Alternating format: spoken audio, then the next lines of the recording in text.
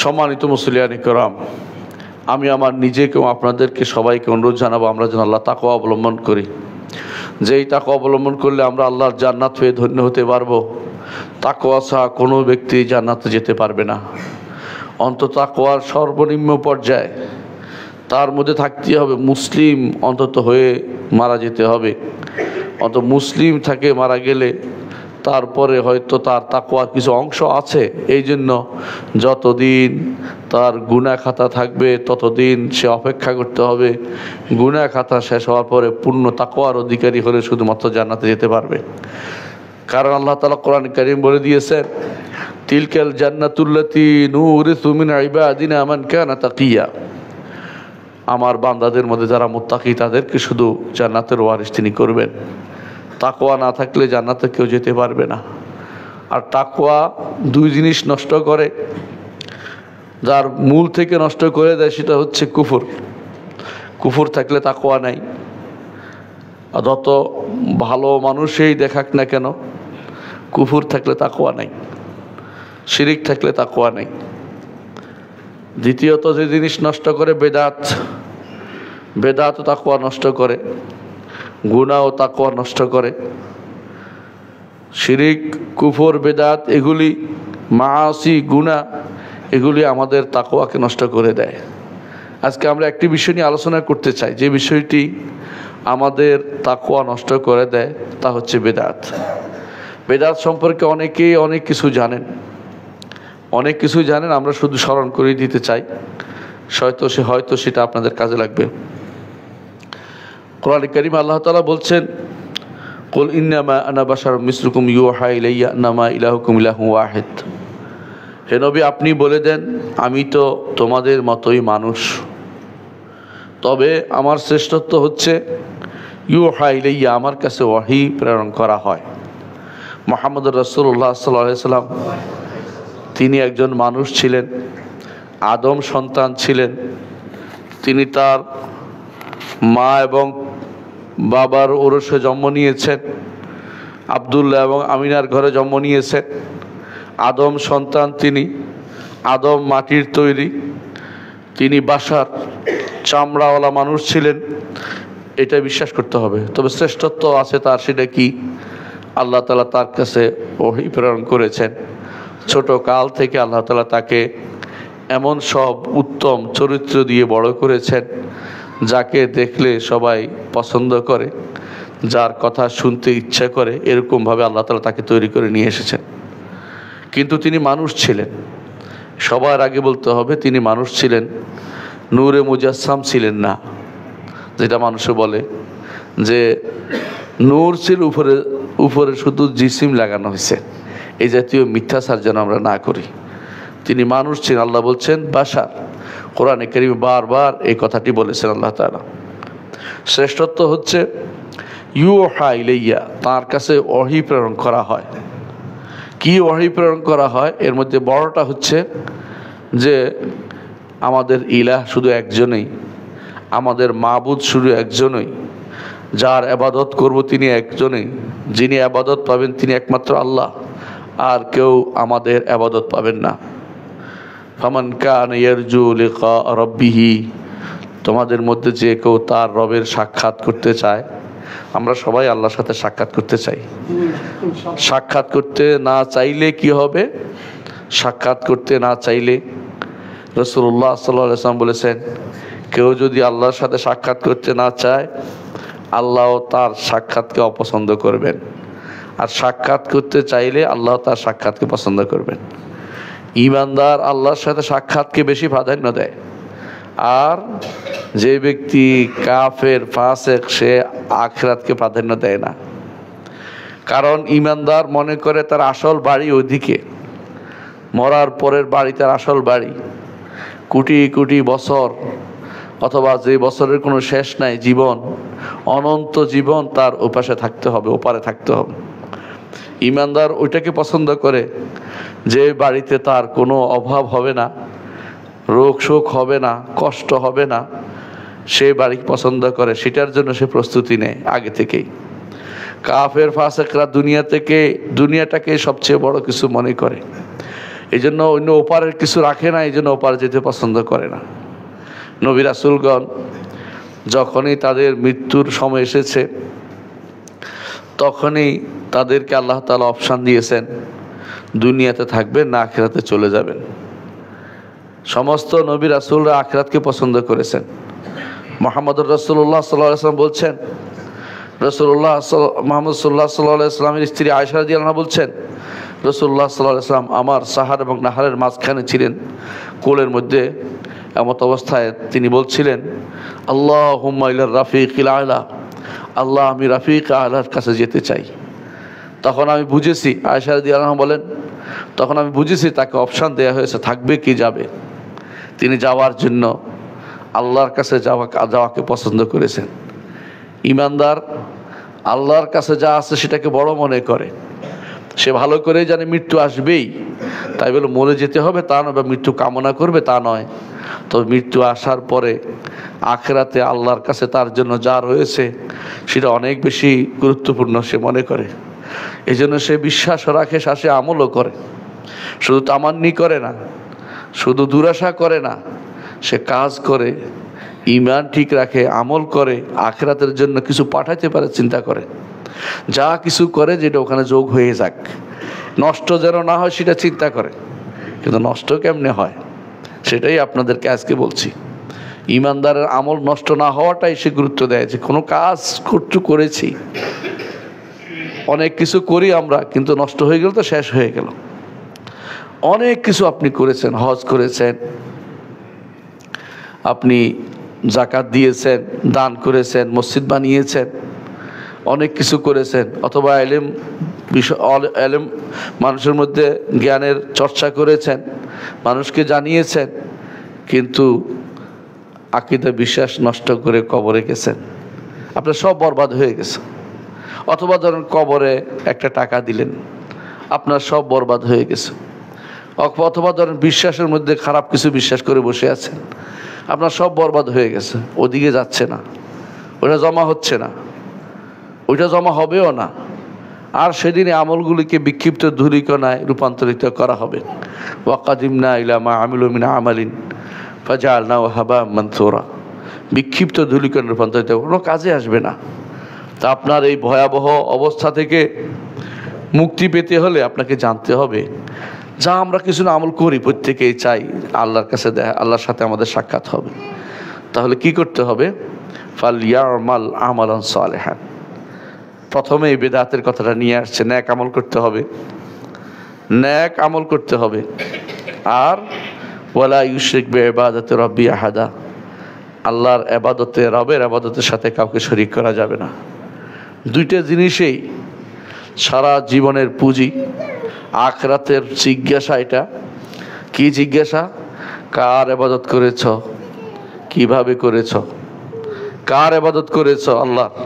কিভাবে করেছ? মুহাম্মদুর রাসূলুল্লাহ সাল্লাল্লাহু আলাইহি ওয়াসাল্লাম প্রদর্শিত পথে, বা আগেকার উম্মতের জন্য নবীদের প্রদর্শিত পথে।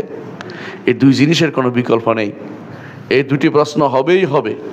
এই দুটি প্রশ্নের জন্য এখনই প্রস্তুতি নিন প্রতিটি কাজের সময়, যে আসলে কি এটা আমি যেটা করছি আল্লাহর জন্য করছি কিনা, না লোক দেখানোর জন্য করছি। আমি যেটা করছি কতটুকু আল্লাহকে খুশি করার জন্য করছি। আমার এই কাজটা আখিরাতে জমা হবে তো, নাকি এখান থেকেই চলে যাবে, উড়ে চলে যাবে? আর আমি যা করছি কাকে অনুসরণ করে করছি? আমার কোনো নেতা, আমার কোনো ইমাম কোনো বক্তব্য দিয়েছে, কোনো লেখা লিখেছে, সেটা আল্লাহ এবং তার রাসূলের বক্তব্যের সাথে কতটুকু মিলেছে দেখার দায়িত্ব আপনার রয়েছে। অন্ধ হইতে পারেন না, অন্ধ হয়ে চললেই আপনার মুক্তি পাবেন আশা করতে পারবেন না, কারণ আপনার সে সুযোগ রয়েছে জানার। যেখানে জানার সুযোগ নেই সেটা আলাদা কথা, জানার সুযোগ আছে, সত্য মানার সুযোগ আছে। আপনি এখন যে কোনো জিনিস সার্চ দেন, ভালো কিছু বেরিয়ে আসবে। এমনকি যদি কোনো আর্টিফিশিয়াল ইন্টেলিজেন্সকে বলেন, সেও আপনাকে একটা ভালো তথ্য দিবে। তারাও সাধারণত ভুল তথ্য কম দিচ্ছে এখন, কারণ তারাও কোরআন হাদিস তারা রিসার্চের মধ্যে রয়েছে তাদের। তারপরেও যদি আপনি এমন কোনো বানোয়াট আমল করেন, তারপরে সওয়াবের আশা করে বসে থাকেন, আখিরাতে কিছুই আপনার জন্য জমা হবে না, কারণ আপনি যেটা করেছেন এটা আমলে সালেহ নয়। এবং এটা শিরকে ভরা আমল। এই জন্য কোনোভাবে এই কাজগুলি করতে আমরা পারি না, যেগুলো আল্লাহর দরবারে আমার জন্য কিছুই নিয়ে আসবে না। এই জন্য আমরা বলি যে ইসলাম এমন জিনিস যে আপনাকে অনুসরণের নাম। ইসলাম হচ্ছে 3 জিনিসের নাম, সবসময় বলে থাকি। একটি হচ্ছে তাওহীদ নিয়ে আল্লাহর কাছে আত্মসমর্পণ, দ্বিতীয় হচ্ছে আনুগত্য করা, অর্থাৎ আল্লাহ রাসূলের আনুগত্য করা, 3 নম্বর হচ্ছে শিরক এবং মুশরিকদের থেকে দূরে থাকা, বিমুক্ত ঘোষণা করা। এই 3 জিনিস না থাকলে কেউ মুসলিম হইতে পারে না। আপনি মুসলিম যদি হয়ে থাকেন, আপনাকে তাওহীদ ঠিক রাখতে হবে, আল্লাহ এবং তার রাসূলের আনুগত্য করতে হবে, এবং তৃতীয় হচ্ছে শিরক এবং মুশরিকদের থেকে দূরে থাকতে হবে। ওয়ালা ইউশরিক বিইবাদাতি রাব্বি আহাদা, তার রবের ইবাদতে শরীক করবে না। রবের ইবাদতে শরীক করবে না এর প্রমাণ দেখিয়েছেন, এই আল্লাহ এবং রাসূলের আনুগত্য করার প্রমাণ দেখিয়েছেন যিনি এই প্রমাণে পাশ করেছেন, এই পরীক্ষায় পাশ করেছেন, তিনি হচ্ছেন ইব্রাহিম আলাইহিস সালাতু ওয়াস সালাম। তাকে আল্লাহ তাআলা সব কিছু ছেড়ে হিজরত করার নির্দেশ দিলেন, তা করেছেন। আগুনে নিক্ষিপ্ত হয়েছেন, তা করেছেন, তাওহীদ ছাড়েননি। যখন তাকে 10টি কাজ করতে বলা হয়েছে, এগুলি পূর্ণ করুন, সেগুলি করেছে। বৃদ্ধ বয়সে খতনা করেছে। চিন্তা করতে পারেন কোনটা বাদ দিয়েছে। আনুগত্য যতটুকু করা দরকার তা করেছে। আবার মুখে বলেছে, কারো পরোয়া করেনি, দুনিয়ার কোনো কিছু পাওয়ার চিন্তা করেনি। মুখে বলেছে বাদা বাইনানা ওয়া বাইনাকুমুল আদাওয়াতু ওয়াল বাগদা ইলা ইয়াউমিল কিয়ামাহ, কিয়ামত পর্যন্ত আমাদের মাঝে আর তোমাদের মাঝে শত্রুতা স্থাপন করে গেলাম। এত বন্ধুত্ব করতে পারবেন না। দুনিয়াতে চলতে হলে আপনার মৌখিক কথা অনেক কিছু থাকতেও পারে, অনেকে এখন আমরা করি। অন্তরের বন্ধুত্ব যদি থাকে কাফেরদের সাথে, তাহলে আপনার কিন্তু মিল্লাতে ইব্রাহিমিয়াতে ঢুকেন না এখনো। মিল্লাতে ইব্রাহিমে ঢুকতে হলে অবশ্যই আপনাকে শিরিক এবং মুশরিকদের থেকে নিজেকে বিমুক্ত ঘোষণা করতে হবে। এটা রাসূলুল্লাহ সাল্লাল্লাহু আলাইহি ওয়াসাল্লাম আমাদেরকে জানিয়েছেন। সকালে এটা আমরা বলি, বিকালে আমরা বলি মিল্লাতে আবিনা ইব্রাহিম হানিফা মুসলিমা ওয়া মা কানা মিনাল মুশরিকিন। সুতরাং বেদাত থেকে দূরে থাকতেই হবে। কোরআনে কারীম আল্লাহ তাআলা বলেছেন ওয়ারাদিতু লাকুমুল ইসলাম দীনা, ইসলামকে দিয়ে আল্লাহ সন্তুষ্ট হয়েছেন। আর ইসলাম হচ্ছে মুহাম্মদুর রাসূলুল্লাহ সাল্লাল্লাহু আলাইহি ওয়াসাল্লাম যেটা দিয়েছেন তা। আমি ইসলাম বানাইতে পারবো না। যখন সন্তুষ্ট হয়ে গেছেন সেই সময়েই কমপ্লিট ইসলাম। এরপরে যাই বাড়াবেন সেটাই বেদাত হবে। অনেকে না বুঝে অথবা ইচ্ছাকৃত মানুষকে বিভ্রান্ত করার জন্য বলে, আপনি যে মাইকে কথা বলতেছেন, এই যে ঘড়ি আছে, এই যে বিমানে চড়ছেন, এই যে রেলে চড়ছেন, সব বেদাত। ওরে বেটা, এটা ইসলামের অভ্যন্তরীণ জিনিস কিনা? এটা ইবাদত কিনা? ইবাদত না হলে বেদাত হবে কে বলেছে তোমাকে? ইবাদত না হলে বেদাতে যুক্ত ওই সময় হয় যখন ইবাদত মনে করে ওটাকে করা হয়। আমরা তো এটাকে ইবাদত মনে করি না। সেই ব্যক্তি, তাকে বলিব আমরা লেখাপড়া করা দরকার, কোথায় বেদাত হয় কোথায় বেদাত হয় না আলেমরা সেটা বলে দিয়েছেন। আপনার পক্ষ থেকে বানানোর কোনো সুযোগ নেই, আপনি সেটা বানাতে পারবেন না। কোনো কিছু মানুষ যদি কোনো আদাত অভ্যাসের মধ্যেও যদি ইবাদতের নিয়ত করে, তখন সেটা বেদাত হয়ে যাবে। কিন্তু ইবাদতের নিয়ত যেটাতে চলে না, সেখানে বেদাত হয় না। এই জন্য এই জিনিসটা বোঝা দরকার যে আপনি কিসের ভিত্তিতে কি ঢুকাই দিচ্ছেন। সুতরাং ইসলাম পরিপূর্ণ, সেখানে আর বাইরের কোনো কিছু প্রবেশ করার সুযোগ নেই। কোরআনে কারীম আল্লাহ তাআলা আরো বলেছেন ওয়া আন্না হাযা সিরাতি মুস্তাকিমান ফাত্তাবিউহু ওয়া লা তাত্তাবিউস সুবুলা ফাতাফাররাকা বিকুম আন সাবিলিহি যালিকুম ওয়াসাকুম বিহি লাআল্লাকুম তাত্তাকুন। আল্লাহ তাআলা 10টি ওসিয়ত করেছেন কোরআনে কারীমে, সূরা নামে 10টি ওসিয়তের পরে সর্বশেষ ওসিয়ত এটা করেছেন। আগে অনেকগুলো ওসিয়ত করার পর সর্বশেষ ওসিয়ত করেছেন বেদাত থেকে দূরে থাকার জন্য। বলছেন এই আমার সহজ পথ, ফাত্তাবিউ, এই পথটা অনুসরণ করে চলো। ওয়ালা তাত্তাবিউস সুবুলা, বিভিন্ন পথে যেও না, ফাতাফাররাকা বিকুম আন সাবিলিহি, এই বিভিন্ন পথ তোমাদেরকে আল্লাহর পথ থেকে দূরে সরিয়ে দিবে। অর্থাৎ বেদাতের পথে চললে আল্লাহর পথ থেকে দূরে সরে যাবেন। যালিকুম ওয়াসাকুম বিহি, আল্লাহর পক্ষ থেকে ওসিয়ত করছেন আল্লাহ তাআলা, নসিহত করছেন, উপদেশ দিচ্ছেন, আমাদের বাঁচার পথ তিনি বলে দিচ্ছেন আমাদেরকে। সেটা হচ্ছে বেদাতের পথে চলা যাবে না, এক পথে থাকতে হবে, যে পথ মুহাম্মদুর রাসূলুল্লাহ সাল্লাল্লাহু আলাইহি ওয়াসাল্লাম বলে গেছেন। কি বলেছেন? কুল হাযিহি সাবিলি আদউ ইল্লাহ আলা বাসীরাতিন, এটা হচ্ছে আমার পথ, আনা ওয়া মান ইত্তাবানি, আমি আমার অনুসারীরা এই পথের উপর চলি, এই পথের বাইরে অন্য কোনো পথে যাওয়া যাবে না। কোরআনে কারীমে আল্লাহ তাআলা অন্যত্র বলেছেন আম লাহুম শুরাকা শারাউ লাহুম মিনাদ দীন মা লাম ইয়াযাম বিহিল্লাহ, তাদের কি কোনো শরীক আছে? তাদের কি কোনো শরীক আছে যারা আল্লাহ যা অনুমতি দেন নাই সেগুলি শরীয়ত হিসেবে তাদেরকে দিবে? অর্থাৎ যারাই নতুন কিছু ইসলামে দিবে তারা তাদেরকে কি বানিয়েছে? শরীক বানিয়েছে আল্লাহ, এবং তাদের থেকে আলাদা শরীয়ত নিচ্ছে। আজ দেখেন যতগুলি মতবাদ আছে, সমস্ত মতবাদ নতুন করে থিওরি দিচ্ছে, নতুন করে শরীয়ত দিচ্ছে তারা, নাউজুবিল্লাহ, শরীয়ত দেওয়ার দাবি করতেছে। শরীয়ত জিনিসটা কি? শরীয়ত তো হচ্ছে মানুষের চলার জন্য, মানুষের চলার জন্য, আল্লাহর বান্দাদের চলার জন্য আল্লাহ যে নীতি নির্ধারণ করে দিয়েছেন সেটাই হচ্ছে শরীয়ত। আল্লাহ কি আমাদের জন্য রাষ্ট্র পরিচালনা নীতি দেয়নি? আল্লাহ কি আমাদের জন্য পরিবার পরিচালনা নীতি দেয়নি? আমরা কেন বাইরের নীতি এসে আমরা এখানে চালু করে চাচ্ছি? আমরা কেন অন্য কোনো নীতি এসে এখানে চালাচ্ছি? বিভিন্ন রকমের তন্ত্রমন্ত্র কেন আমাদেরকে মানতে হবে? কেন আমাদেরকে সিদাও মানতে হবে? কেন আমাদেরকে কাফেরদের সে সমস্ত জিনিস মানতে হবে? কারণ তাদেরকে শরীয়ত প্রণেতা বানিয়ে ফেলেছি অলরেডি, তাদের বক্তব্য আমরা একেবারে সংবিধানে লিপিবদ্ধ করে ফেলেছি। সেটা না হলে এমন হয়ে গেছে যে সেটা বলতো, যেটা ইন্দোনেশিয়া তারা বলতো পঞ্চশীলা, সেটা পরিবর্তন হবে না এমন তেন হয়ে গেছে, অপরিবর্তিত নীতি। বাংলাদেশে 4 নীতি অপরিবর্তিত নীতি হয়ে গেছে। এগুলি একটাও আল্লাহর দেয়া বিধানের সাথে সাদৃশ্য নয়, কোনো মিল নেই। এগুলি কোনোটাই বিশ্বাস করা যাবে না, কোনোটাই বাস্তবায়ন করা যাবে না। এর 4টি নীতি যেগুলি আছে আমাদের সংবিধানে, একটাও আল্লাহর শরীয়তের সাথে কোনোদিন মিল নেই, সবগুলি শরীয়ত বিরোধী কথা।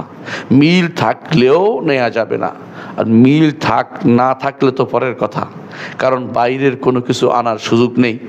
যাই আনবেন সেটাই আপনার জন্য ইসলাম বিধ্বংসী কাজ হয়ে যাবে। এই জন্য যাবতীয় তন্ত্রমন্ত্র কোনোটাই আনা যাবে না। আল্লাহর বিধান অনুসারে, দিন এবং শরিয়া অনুসারে আপনাকে চলতে হবে, পরিবারকে চালাতে হবে, সমাজকে চালাতে হবে, রাষ্ট্রকে চালাতে হবে। যে কেউ মনে মনে বসে থাকেন কিটা চলবে কিনা, সেই ব্যক্তি কাফের। চলবে কিনা কেউ যদি বলে পরীক্ষামূলক দিলাম, সেও কাফের, কোনো পরীক্ষার সুযোগ নাই। ইমাম আবু ইউসুফ রহমতুল্লাহ আলাই, তার কাছে একজন বলেছিলেন যে একজন নবুয়তের দাবি করেছে, তো তাকে জিজ্ঞাসা করে তোমার প্রমাণ কি? কত তুমি তো কাফের হয়ে গেছো। নবুয়তের দাবির প্রমাণ জিজ্ঞাসা করার সুযোগ নাই, সে কাফের। নবুয়ত দাবি করলেই কাফের, কোনো প্রমাণ জিজ্ঞাসা করার সুযোগ নেই। তেমনিভাবে আপনাকে মনে রাখতে হবে আল্লাহর বিধান পরীক্ষামূলক পরিচালনা জিনিস নয়। আল্লাহর বিধান মানার জিনিস অন্তর থেকে, এবং সেটার বাইরে আর কোনোটাকে মানা যাবে না, এটাই মাথায় রাখতে হবে। সেটা একটি বেদাত, এবং সেটা কুফরি বেদাত। 2 রকমের বেদাত আছে। কিছু কিছু বেদাত মানুষকে কাফের বানিয়ে দেয়, কিছু কিছু বেদাত মানুষকে পথভ্রষ্ট বানিয়ে দেয়। এটা কাফের বানিয়ে দেয় বেদাত, এগুলিকে ঈমানদার কোনোদিন মাথায় রাখতে পারে না। ঈমানদার সর্বসময় চিন্তা করো, আমি ঈমান এনেছি আল্লাহর উপরে, আমি মুসলিম। মুসলিমের অর্থ হচ্ছে শিরিক এবং মুশরিকদের থেকে নিজেকে বিমুক্ত ঘোষণা করছি। শিরিক থেকেও, তাদের যে কোনো মতবাদ থেকেও, তাদের যে কোনো চিন্তা চেতনা থেকেও আমি বিমুক্ত, এবং তাদের থেকেও বিমুক্ত, তাদের চিন্তা চেতনা থেকেও বিমুক্ত। আজ যারা বিভিন্নমুখী তথাকথিত দর্শন এনে মুসলিমদের মধ্যে প্রচার করতে চান, অমুকের দর্শন তমুকের দর্শন, তারা কি আল্লাহকে ভয় করেন না? আপনার নবী মুহাম্মদুর রাসূলুল্লাহ সাল্লাল্লাহু আলাইহি ওয়াসাল্লামকে ভালোবাসার দাবি করেন, ভালোবাসলে অন্য কিছু আনতে পারেন না। যে যাকে ভালোবাসে তাকে অনুসরণ করে চলে। জগতের বুকে আপনি দেখবেন অনেকেই চুল রাখে কীরকম, দাড়ি রাখে কীরকম, তারপরে জামা পরে কীরকম, কেন? অমুকের ভালোবাসে সে এরকম করে চলে। তাহলে মুহাম্মদুর রাসূলুল্লাহ সাল্লাল্লাহু আলাইহি ওয়াসাল্লামকে যদি আপনি ভালোবেসে থাকেন, যদি আল্লাহকে ভালোবাসার দাবি করে থাকেন, ইসলামের বাইরের কোনো কিছু আমদানি করতে পারেন না। আল্লাহ তাআলা বলছেন, কুল ইন কুনতুম তুহিব্বুনাল্লাহ ফাত্তাবিউনি, হে নবী আপনি বলে দিন যদি সত্যি সত্যি আল্লাহকে ভালোবেসে থাকো তাহলে আমার অনুসরণ করো। আমার কে? মুহাম্মদুর রাসূলুল্লাহ সাল্লাল্লাহু আলাইহি ওয়াসাল্লাম অনুসরণ করার মধ্যেই প্রমাণিত হবে আল্লাহকে কতটুকু ভালোবাসছেন। আর রাসূলুল্লাহ সাল্লাল্লাহু আলাইহি ওয়াসাল্লামকে, তাকেও তো অনেকে ভালোবাসার দাবি করে। আগামী সপ্তাহে শুরু হবে সেই সমস্ত বেদায়াতি কর্মকাণ্ড। আপনারা জানেন এই ভালোবাসার দাবি মিথ্যা প্রমাণিত হবে যখন দেখা যাবে এরা আসলে এই রাসূলকে অনুসরণ করে চলছে না, শুধু জশ্নে জুলুস দিয়ে ঘুরে বেড়াচ্ছে, রাস্তায় রাস্তায় চিৎকার করে বেড়াচ্ছে, ওখানে ওখানে লিখে বেড়াচ্ছে, কেউ লিখে রাখে দেয়ালের মধ্যে লিখে রাখে এতদিন পর্যন্ত ঈদে মিলাদুন্নবী। এটা কত বড় বেদাত আপনি কি চিন্তা করে দেখেছেন? মোটে ঈদও নাই, মিলাদুন্নবীও নাই, আবার সাথে সাথে আবার এতদিন ব্যাপী। আপনি কি চিন্তা করেন কত বড় জঘন্যতম কাজ তারা করছে? যে ব্যক্তি এই দেয়ালে লেখা দেয়াল লিখতে দিয়েছেন তিনি গুনাহগার হবেন। দেয়াল লিখতে দিবেন না, কারো দেয়ালে লিখলে সেটা মুছে ফেলবেন, এটা আপনার দায়িত্বের ভিতরে পড়ে। আপনার যার দেয়ালে লিখেছে তিনি মুছে ফেলবেন। আমি আরেকজনকে বলছি না, কারণ তার হক আছে তার জায়গা থেকে কেউ না লিখতে দিতে। আপনি যদি লিখতে দেন এটা গুনার কাজ করবেন। আমি মনে করি সরকারি যারা কর্মকাণ্ডে আছেন তাদেরও দায়িত্ব হবে যেখানে সেখানে এই জাতীয় লেখা দেখলে সেগুলো মুছে ফেলে হুকুম দিয়ে, অর্ডার দেওয়া। কারণ এর মাধ্যমে বেদাত ছড়িয়ে পড়ছে, হারাম ছড়িয়ে পড়ছে, গুনার কাজ ছড়িয়ে পড়ছে, আল্লাহ এবং তার রাসূল বিরোধী কর্মকাণ্ডে তারা জড়িত হচ্ছে, আর মানুষের মধ্যে যেটা প্রচার প্রসার লাভ করছে আপনি সেখানে চুপ করে থাকতে পারেন না। সুতরাং যারাই এমন কিছু করবে তারা আসলে নিজেরা শরীয়ত প্রবর্তন করতেছে। এই জাতীয় বেদাতি শরীয়ত প্রবর্তনকারীদের গ্রহণ করবেন না। গত খুতবায় বলেছিলাম সুফিবাদ সম্পর্কে। সুফিবাদের প্রতিটি কাজ, সুফিবাদ টিকতে হলেই বেদাত লাগবে, কারণ সুফি শব্দটাই বেদাত। সুফিবাদের জিকিরগুলি বেদাত, সুফিবাদের যে একসাথে বসে টানাটানি করা এটাও বেদাত, সুফিবাদের মধ্যে ধ্যান ধারণা করে চুপ করে বসে বসে যে অনেকক্ষণ ধরে মোরাকাবা করে সিস্টেম চালু করছে এটাও বেদাত, মুরিদি সিস্টেমটাই বেদাত। তো সুফিবাদীদের কি আছে? পুরো বেদাতের উপরে, যার বেসাতি পুরোটাই হচ্ছে বেদাতের উপরে, যার পুরো কাজটাই বেদাতের উপরে। আল্লাহ তাআলা কোরআনে কারীম বলেছেন যে কামান যুয়্যিনা লাহু সু আমালি, কোরআনে কারীম বলছেন ফানহারা বিফি নাহরি জাহান্নাম আফামান আসাসা বুনিয়ানা আলা তাকওয়া মিনাল্লাহ খায়রুন আম্মান আসাসা বুনিয়ানা আলা শাফা জুরফিন হারিন ফানহারা বিফি নাহরি জাহান্নাম। কেউ আছে তাকওয়ার উপরে তার ঘর করে, তাকওয়ার উপরে, আর কেউ আছে আগুনের কিনারাতে ঘর করে, সে আগুন তাকে পেয়ে বসবে। আপনি কিসের উপরে ভিত্তি করে আপনি এই সমস্ত জিনিস চালু করেছেন? তাদের ইস্তেগফারটার মধ্যে বেদাত। ইস্তেগফার, কোরআন এবং সুন্নাহ আমাদেরকে যে ইস্তেগফার শিক্ষা দিয়েছে, আস্তাগফিরুল্লাহ আস্তাগফিরুল্লাহ আস্তাগফিরুল্লাহ, অথবা রাসূলুল্লাহ সাল্লাল্লাহু আলাইহি ওয়াসাল্লাম বলেছেন পড়তে আস্তাগফিরুল্লাহাল্লাযী লা ইলাহা ইল্লা হুয়াল হাইয়ুল কাইয়্যুম ওয়া আতুবু ইলাইহি, অথবা রাসূলুল্লাহ সাল্লাল্লাহু আলাইহি ওয়াসাল্লাম আমাদেরকে সাইয়্যিদুল ইস্তেগফার শিক্ষা দিয়েছেন। এইগুলি হচ্ছে আল্লাহ এবং তার রাসূলের শিক্ষা দেয়া আমাদের ইস্তেগফার। তাদের ইস্তেগফার হচ্ছে আস্তাগফিরুল্লাহ রাব্বি মিন কুল্লি যামবিন, আরো লম্বা করে টান দিয়ে একটা কথা ভালো হলেই নিতে পারবেন না। আপনাকে খুঁজতে হবে মুহাম্মদুর রাসূলুল্লাহ সাল্লাল্লাহু আলাইহি ওয়াসাল্লাম এটা আপনাকে অনুমোদন করেছে কিনা। কথা সব ভালো কথা বলেই নেওয়া যাবে না। আপনাদের সেই কাহিনী মনে আছে, আব্দুল্লাহ ইবনে মাসউদ রাদিয়াল্লাহু আনহু তিনি ইরাকে বসেছিলেন, এমন সময় তার কাছে আরেক সাহাবী এসে বললেন যে আবু আব্দুর রহমান, মসজিদে কিছু লোককে দেখেছি তারা সুবহানাল্লাহ 100 বার, আলহামদুলিল্লাহ 100 বার, আল্লাহু আকবার 100 বার বলছে।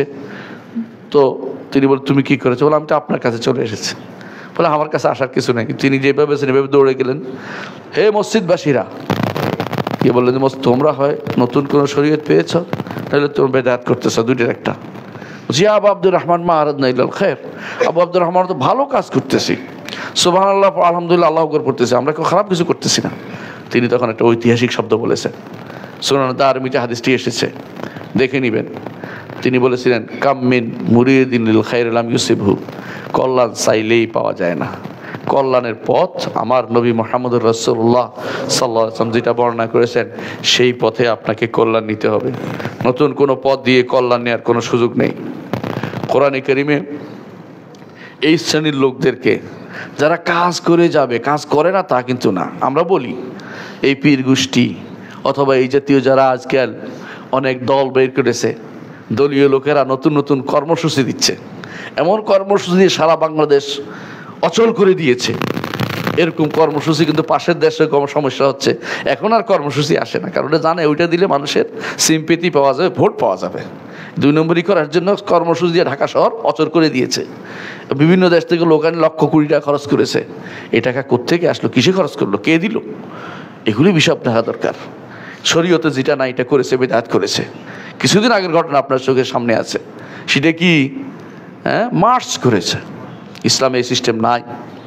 আপনার কাছে ভালো লাগলেই ভালো হয়ে যায় না, এটা হারাম কাজকে ইসলাম জায়েজ করে না, মনে রাখতেই হবে। আশেপাশে তো আরও হচ্ছে এরকম জায়গা। আপনার তো এখন লং মার্চ হচ্ছে না, আর কোনো মার্চ হচ্ছে না, আপনার জন্য এখন আর আরাকান মার্চ হচ্ছে না, কারণ আপনার ওইটা গেলে খুব সিম্পেথি পাওয়া যায়, ওইটা পেলে ভোট পাওয়ার আশা আছে। ইসলামী শরীয়তের থেকে সম্পূর্ণ মুক্ত। এই বেদাত যারা চালু করেছে এবং সমর্থন করে সব বেদাত করেছে, এর বিরুদ্ধে পক্ষে কখনো অবস্থান নেওয়া যাবে না। তখনও বিরোধিতা করেছি এবং বিরোধিতা করার এখন আপনারা বুঝতে পারছেন কেন বিরোধিতা করেছি। আপনারা অনেক পরে বুঝেন, আলহামদুলিল্লাহ আল্লাহ তাআলা এই দৃষ্টি অনেক আগে দিয়েছে। মানুষ দেখলেও বুঝি, বলে দেই অমুকের ব্যাপারে সাবধান হন, ওই কাজের ব্যাপারে সাবধান হন, আগেও বলেছি এখনও বলছি। অনেকে আছে কেন যাইলাম না, আমাকে আবার তিরস্কার করতেছে, টেলিফোন করে ধমক দিচ্ছে, এই জাতীয় কাজগুলোই আমি সহ্য করতে হচ্ছে আমাকে। কিন্তু আপনারা বুঝেন ভালো করে যে কত বড় বেদাত ছিল এটা। এই বেদাত চালু করে আপনি আশা করতেছেন সওয়াবের। আপনি কি সওয়াব কি আপনার বাপের বাড়ি থেকে আনবেন? আল্লাহ রাসূল সাল্লাল্লাহু আলাইহি ওয়াসাল্লাম না দিলে আপনি কোথাও সওয়াবের আশা করতে পারেন না। সওয়াবের বক্তব্য থাকতেই হবে সেখানে মুহাম্মদুর রাসূলুল্লাহ সাল্লাল্লাহু আলাইহি ওয়াসাল্লামের পক্ষ থেকে। যে কাজ রাসূল করেননি, যে কাজ সাহাবারা করেননি, এ কাজ আপনি করতে পারেন না। এই জাতীয় মার্চ করেছে বাগিরা করেছে। ওসমান ইবনে আফফান রাদিয়াল্লাহু আনহুর বিরুদ্ধে বাগিরা করেছে।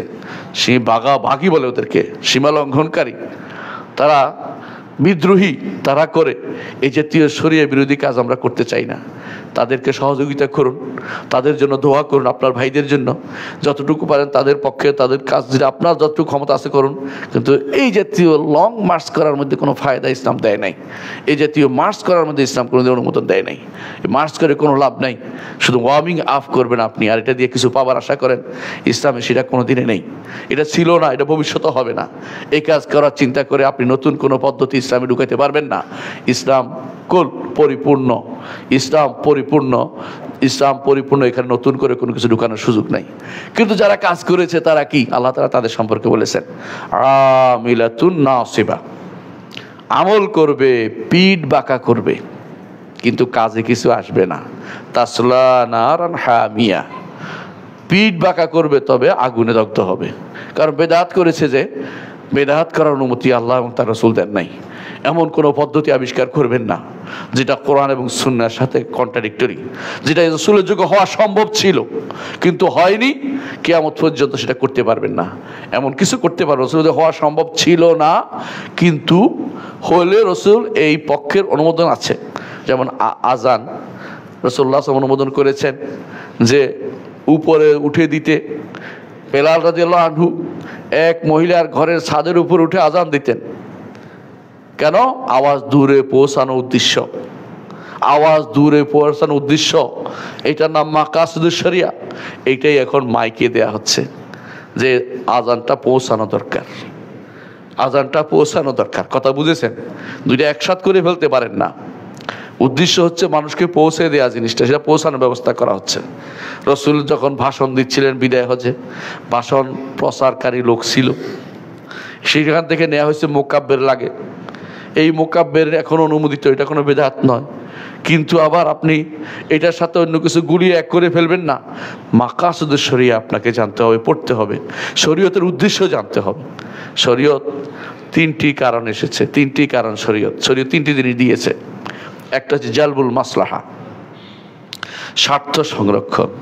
আরেকটা হচ্ছে দারুল মাফসাদা, অস্বার্থ দূরীকরণ। আরেকটা হচ্ছে আত-তাহাল্লি বিমাকারিমিল আখলাক, উত্তম চরিত্রের বিকাশ সাধন। যখন কোনো সরাসরি দলিল পাওয়া যায় না, সরাসরি দলিল পাওয়া যায় না নতুন কিছুতে, তখন শুধু এই তিনটা জিনিস অ্যাপ্লাই হবে। কিন্তু যখন পুরাতন জিনিস পুরাতন সময় হওয়া সম্ভব ছিল, হয়নি, সেটাতে এই তিনটা জিনিস একটা অ্যাপ্লাই হবে না। আমি কি বুঝাতে পারছি? এই যে লং মার্চে এই জাতীয় মার্চগুলিতে এগুলি ব্যবহার হয় না, কারণ এটা হওয়া সম্ভব ছিল, হয়নি, সুতরাং আপনি এগুলি অ্যাপ্লাই করতে পারবেন না। কিন্তু এগুলি অ্যাপ্লাই কোথায় করতে পারবেন? যেখানে এখন যেখানে শরীয়তের অনেক মাসআলাতে আপনি দেখবেন যে এগুলি লাগতেছে আপনাকে যে আত-তাহাল্লি বিমাকারিমিল আখলাকের মধ্যে পড়ে কিনা। যেমন মানুষের জন্য মাদ্রাসা নির্মাণ করা, এটা জালবুল মাসলাহা, স্বার্থ সংরক্ষণ। কারণ মাদ্রাসাগুলি রসুলের মসজিদের আদলে হয়েছে। রসুল্লাহ মসজিদে দার্স দিতেন, পড়াতেন, এই দার্সই মাদ্রাসা, দার্স থেকেই মাদ্রাসা হয়েছে। এবং রসুল্লাহ সাল্লাল্লাহু আলাইহি ওয়াসাল্লাম তিনি শাস্তির দিয়েছেন অপরাধীকে, সেখান থেকেই আপনি এখন অনেক কিছু করতে পারবেন, যে ক্যামেরা লাগিয়ে অপরাধীকে শাস্তি দিতে পারবেন। কিন্তু এগুলি দ্বীনের ভিতরে ঢুকাই ফেলবেন না, এগুলি হচ্ছে মাসালে বলা হয়, এগুলি দ্বীনকে সংরক্ষণ করার বিভিন্ন মাধ্যম। কিন্তু আপনি যে পদ্ধতি আবিষ্কার করেছেন এটা রসুলের যুগে হওয়া সম্ভব ছিল, কিয়ামত পর্যন্ত এটা হতে পারবে না। এটা আমার কথা না, ইমাম মালিক রহমতুল্লাহ আলাইহি বলেছেন। তিনি বলেছেন যে ইবাদত রসুলের সাহাবীরা করেনি, কিয়ামত পর্যন্ত সেটা ইবাদত বলে গণ্য হবে না, আপনি যতই চেষ্টা করেন না কেন। আমিলাতুন নাসিবা তাসলা নারান হামিয়া। কোরআনে কারীম আল্লাহ তাআলা আরো বলেছেন, কুল হাল নুনাব্বিউকুম বিল আকসারিনা আমালা আল্লাযিনা দাল্লা সাইয়ুহুম ফিল হায়াতিদ দুনিয়া ওয়া হুম ইয়াহসাবুনা আন্নাহুম ইহসানুনা সুনআ। হে নবী, আপনি বলে দিন, হাল নুনাব্বিউকুম বিল আকসারিনা আমালা, তোমাদেরকে কি জানিয়ে দিব না আমরা? কি জানিয়ে দিবে? বিল আকসারিনা আমালা, যারা আমল করে ক্ষতিগ্রস্ত হয়েছে। আমল করে কেউ খারাপের জন্য আমল করে না, আমল করে ভালোর জন্য, কিন্তু আমল করে ক্ষতিগ্রস্ত হয়ে গেছে। কত কষ্ট করেছে মিলাদের জন্য, টাকা জোগাড় করেছে, মিলাদের জন্য লোক জোগাড় করেছে, পয়সা খরচ করেছে, হাজার হাজার টাকা জোগাড় করেছে। হ্যাঁ, আখেরি চাহার সোমবার পালনের জন্য বিশাল লম্বা কাজ ফিরিস্তি দিয়েছে, দেশ বন্ধ দিয়ে দিয়েছে দেশটাকে। শরীয়তে আখেরি চাহার সোমবার কোনো অস্তিত্বই নেই। কিসের ভিত্তিতে নিয়ে আসলো আখেরি চাহার সোমবার? একটু অস্তিত্ব শুনে নেন তাহলে। চাহার সোমবার তো হলো বুধবার। তো বুধবারের ঘটনা হচ্ছে, বুধবারে আমাদের দেশটা ইরান হয়ে আসছে ইসলাম। ইরান দেশে ইরানিরা বুধবারকে মানহুস মনে করে, মানে বুধবারকে তারা মনে করে অপয়া বুধবার মনে করে, মানে এটাকে কুলক্ষণ মনে বুধবার দিয়ে। তো তারা এই বুধবারটাকে সফর মাস, এমনিতে সফর মাস তো হলো নাই, আর বুধবার হলো আরও নাই, এই জন্য বুধবারটাকে তারা অপয়া মনে করে। কত দুর্ভাগা চিন্তা ভাবনা করে দেখছেন? এইটা আমাদের দেশে এখন আসছে, তো এটা নিয়ে আসছে। এখন আমার দেশে এটা বুধবারে কিছু করবে না, বুধবার এটা হয়, বুধবার এটা, এমনকি অনেকে বুধবার অপয়া এখনও মনে করে বসছে। আমি ওই দিন গাড়িতে ছিলাম, একজন বলতেছে বুধবারে দিনটাই তো কেমন, আর না বুধবার তো আমি জন্ম নিয়েছি। আমি ওরা খোঁচাইলাম যাতে কইতে না পারে কিছু। তো মানে আমি বললাম যে এইভাবে বুধবারের বিরুদ্ধে আপনার লেগে যাওয়ার কারণটা কি? মানে ওরা মনে করছে ওই যে আখেরি চার সোমবার বুধবার খারাপ, এটা বুঝাচ্ছে। আরেক গোষ্ঠী বেরোয়েছে এর বিপরীতে, বুঝেন না, একটা দাঁড়াইছে, উল্টাটা দাঁড়াইছে, কি বুধবার পালন করতে হইব। মানে এখন বুধবার পালন শুরু হয়ে গেছে, আখেরি চাহার সোমবার কিচ্ছা বানাইছে একটা, কি যে মুহাম্মদুর রাসূলুল্লাহ সাল্লাল্লাহু আলাইহি ওয়াসাল্লাম তিনি শেষ বুধবারে তিনি অসুস্থ হয়ে পড়ছিলেন। একজনে এই জন্য মানুষ বলছে, আরেকজন বলছে না তিনি এই দিন ভালো হয়ে গেছিলেন। তো ভালো হয়ে কী করছে? সবই কিন্তু কিংবদন্তি। ভালো হয়ে কী করছেন? যখন তিনি খুলে তাকাইছেন সাহাবায়ে কেরামের দিকে, এই পর্দা খুলে তাকাইছেন সাহাবায়ে কেরাম খুশি হয়ে, কেউ ওঁট, কেউ ছাগল, কেউ এটা ওইটা জবে করে একেবারে খুশির প্রকাশ করেছে। সুতরাং আমরা এখন খুশির প্রকাশ করতে থাকবো। হ্যাঁ, কত সুন্দর ইতিহাস তৈরি করে ফেলেছে, বেদাতের উপর বেসাদি তৈরি করেছে, মারাত্মক বেদাত চালু করেছে। ইসলাম এটা নাই, মুহাম্মদুর রাসূলুল্লাহ সাল্লাল্লাহু আলাইহি ওয়াসাল্লাম সাহাবীরা এটা করেছেন, প্রমাণিত না। আরেকটা কারণ, কোন শেষ বুধবার কিন্তু এই মাসে হয় না। আপনি দেখেন, এটা নিঃসন্দেহে সত্য কথা, মুহাম্মদুর রাসূলুল্লাহ সাল্লাল্লাহু আলাইহি ওয়াসাল্লাম রবিউল আউয়াল মাসের 12 তারিখে মারা গেছেন। তো 12 তারিখ হইলে এর আগে কিন্তু বুধবার একটা আছে। তাহলে আখিরি চাহার সোমবার কি কারণে হলো? এটা তো আগামী মাসে হওয়ার দরকার ছিল, মানে সামনের সপ্তাহ হওয়ার দরকার ছিল। গত সপ্তাহ কেমনে হয়ে গেল? এটা মূল কারণ হচ্ছে ইরান হয়ে আসার কারণে। ইরানিরা এটাকে যেহেতু বুধবারকে অপয়া মনে করে, আমরা ওইটার সাথে অনেক কিছু জুড়ে একটা শরীয়ত বানিয়ে ফেলেছে। এর বিরুদ্ধে কেউ কথা বলে না। কেন কথা বলে না? চলুক, মানুষ তো দিনে ইবাদত করতেছে। আপনার সমস্যা কোথায়? আমার সমস্যা এখানে যে আল্লাহর শরীয়ত নষ্ট হচ্ছে। আল্লাহ শরীয়ত নষ্ট হলে ইমানদার বসে থাকতে পারে না। মুহাম্মদুর রাসূলুল্লাহ সাল্লাল্লাহু আলাইহি ওয়াসাল্লাম যখন দেখতেন কেউ আল্লাহ শরীয়তের বিরুদ্ধে কোনো কথা হয়েছে, সেখানে তিনি কোনো চুপ থাকতেন না। সেখানে তিনি কান্নাহু মুনযিরু জাইশ, যেন তিনি ভয় দেখাচ্ছেন যে সাবধান সাবধান। কীভাবে করতেন?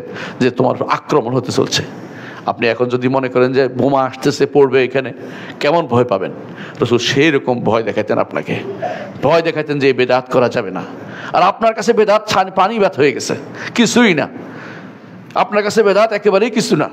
বেদাত কিছুই মনে করা হচ্ছে না। বেদাত তো সামান্য জিনিস না, সামান্য জিনিস না। বেদাত হচ্ছে শরীয়ত প্রবর্তন। আর বেদাতের কারণে আপনার আমল নষ্ট হচ্ছে, বেহুদা কাজ করছেন। আল্লাহ তাআলা বলছেন, কুল হাল নুনাব্বিউকুম বিল আখসারিনা আমালা, হে নবী আপনি বলে দিন তোমাদেরকে জানিয়ে দিব না আমল করে ক্ষতিগ্রস্ত। আমল না করে তো ক্ষতিগ্রস্ত হওয়া যায়, আমল করেও ক্ষতিগ্রস্ত হয়ে গেছে। আল্লাযিনা দাল্লা সাইয়ুহুম ফিল হায়াতিদ দুনিয়া, দুনিয়ার জীবনে অনেক কিছু করেছে। দাল্লা সাইয়ুহুম ফিল হায়াতিদ দুনিয়া ওয়া হুম ইয়াহসাবুনা আন্নাহুম ইয়াহসুনুনা সুনা, মনে করছে তারা খুব ভালো কাজ করেছে। বুঝলেন কথাটা?